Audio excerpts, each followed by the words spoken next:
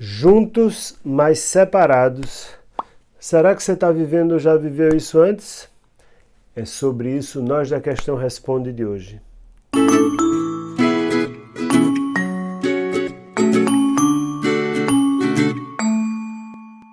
Pessoas que vivem juntas, mas que se sentem separadas. Parece que não estamos falando de uma grande novidade. Eu tenho certeza que se você não já viveu isso em algum momento da sua vida, ou pior, está vivendo, conhece alguém que vive ou que já viveu isso. E é sobre isso que a gente vai falar hoje. E eu vou ler o e-mail de uma seguidora, simpática ela, mas muito sofrida na forma de escrever. A gente vê que ela é uma pessoa que está sofrendo muito e que me disse basicamente o seguinte: há 8 anos ela e o marido não dormem mais juntos. Ela não me disse há quantos anos são casados, mas tem uns bons anos de casamento já, e há 8 não dormem mais juntos. E não dormem mais juntos porque ele é obeso, ele tem obesidade, uma obesidade mórbida, com a apneia do sono, inclusive. A apneia do sono é aquela coisa de você ter falta de ar, e isso pode ser uma coisa perigosa, precisa ser tratada, inclusive.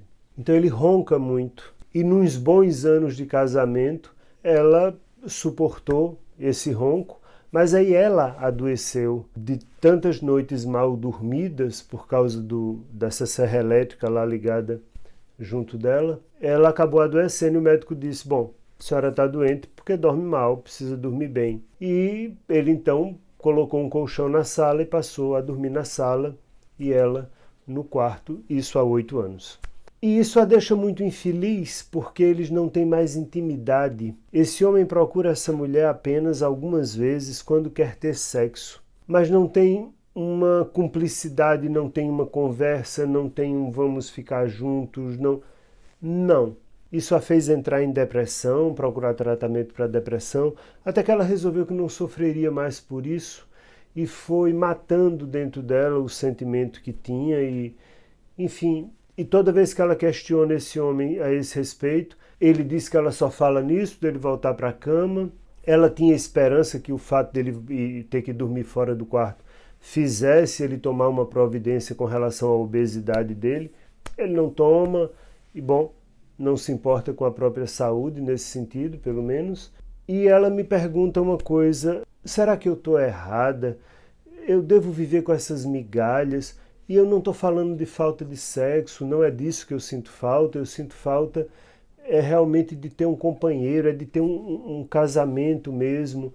E às vezes eu fico pensando, será que eu não deveria suportar isso? Será que o certo não é viver assim e suportar isso? Por favor, me ajude.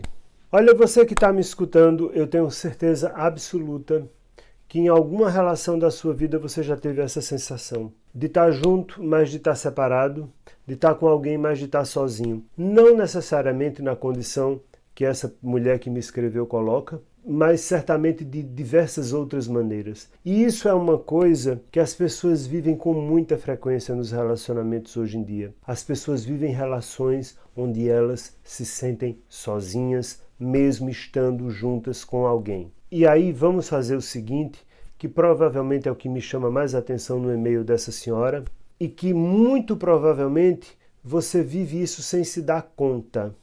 É o final do e-mail dela, onde ela diz: será que eu devo suportar isso? Será que a vida é para ser vivida assim mesmo? Será que eu devo aguentar essas migalhas? Será que eu estou errado em querer sair disso? Olha, eu não entendo isso.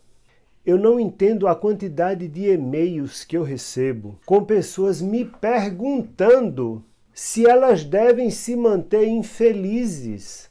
E isso é uma coisa muito estranha e a gente não para pensar. Nós somos criados para acreditar que é normal não viver feliz, que é normal ter um relacionamento que eu não estou feliz. E eu ainda me pergunto se devo ficar numa coisa que eu não estou feliz. E perguntam ao psicólogo.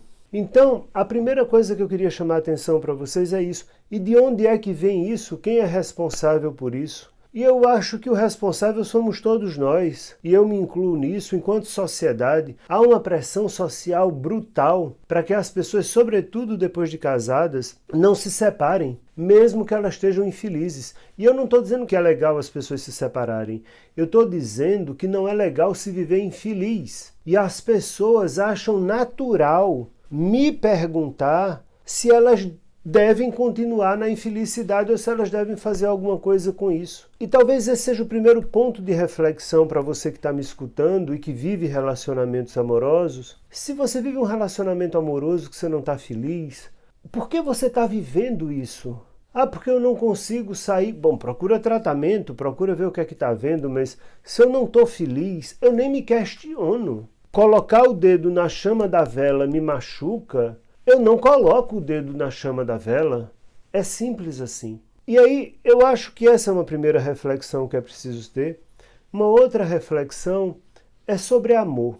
Eu já disse outras vezes que eu não tenho receitas sobre o que é realmente amor, mas para você que me escreveu e para você que está me escutando, eu acho que tem pelo menos uns 3 pontos que eu posso dizer a respeito de você saber se é amado ou não.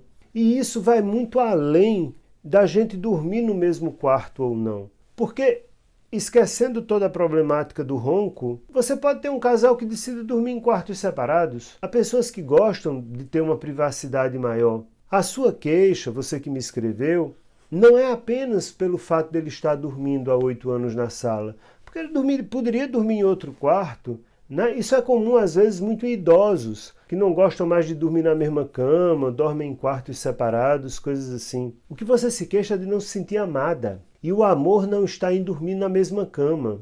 E sabe quando é que a gente entende que há amor numa relação? Ou sente isso mesmo? Em primeiro lugar, quando o outro me faz uma versão melhor de mim mesmo. A segunda coisa é quando eu dou atenção, quando eu olho para o outro, quando eu escuto, quando eu ouço o outro, quando eu gosto de ver o outro, quando eu gosto de estar junto com o outro. Esse é um segundo ponto, e que você não está vivendo isso. Então ele poderia não dormir no mesmo quarto, mas ele poderia gostar de lhe ver, de lhe escutar, de trocar coisas com você. E um outro ponto é que a gente se sente amado quando o outro cuida da gente, quando o outro tem consideração pela nossa pessoa. E ter consideração é o outro vai fazer alguma coisa que isso interfere na minha vida ou que isso interfere nos meus sentimentos de alguma forma, e o outro para pensar em mim.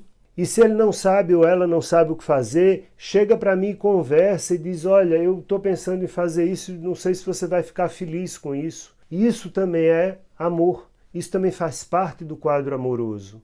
E uma outra coisa que também nada tem a ver com dormir no mesmo cômodo, mas tudo tem a ver com você se sentir amado, é a existência do contato físico, e não é o sexo. E nisso você tem razão. Eu entendo quando você me diz que não é falta de sexo, é falta de toque, é falta de acolhimento, é falta de aconchego, é falta de alguém que lhe abarque, que lhe dê a sensação de segurança. Então, para você que me escreveu, o que está pegando não é o fato de há 8 anos este homem dormir na sala e não está nem aí para a vida dele, se ele está obeso, se essa obesidade vai matá-lo ou não, de uma apneia no sono, ou o que quer que seja. Mas você não se sente amada. Essas coisas simples que eu coloquei, como se sentir uma pessoa melhor e todos esses outros pontos que eu coloquei, você não se sente amada. E ele poderia dormir em outro quarto. E essas coisas que eu coloquei todas aparecerem na relação e não aparecem. Como não aparecem na relação de muitas pessoas que estão me escutando agora. E as pessoas ficam e permanecem nessas relações, vivendo verdadeiros infernos, tendo uma vida muito ruim. Você sabe, eu costumo sempre achar que é por isso que as pessoas têm tanto medo da morte. Porque quando elas fazem uma avaliação da vida delas, elas descobrem que viveram muito pouco ou viveram coisas muito ruins. E isso é alguma coisa de partir o coração da gente em determinada época da vida. Então, tanto para você que me escreveu, quanto para vocês, tantos outros que me escrevem, descrevendo situações horríveis que vocês estão vivendo e me perguntam, eu devo ficar ou eu não devo ficar? Por que você fica numa coisa que você não está feliz? Por que você fica quando você não se sente amado ou amada? Ah, mas por que não é tão fácil? Porque tem os filhos, porque tem o dinheiro. Não digo que nada disso seja verdade, não digo que isso não tenha lá uma pitada de peso nas coisas, mas você só tem essa vida para viver e você está jogando fora há 8 anos. Não é que há 8 anos você dorme em quartos separados. Há 8 anos você não se sente amada. E você se pergunta, será que eu devo suportar e será que eu devo ficar nisso desse jeito?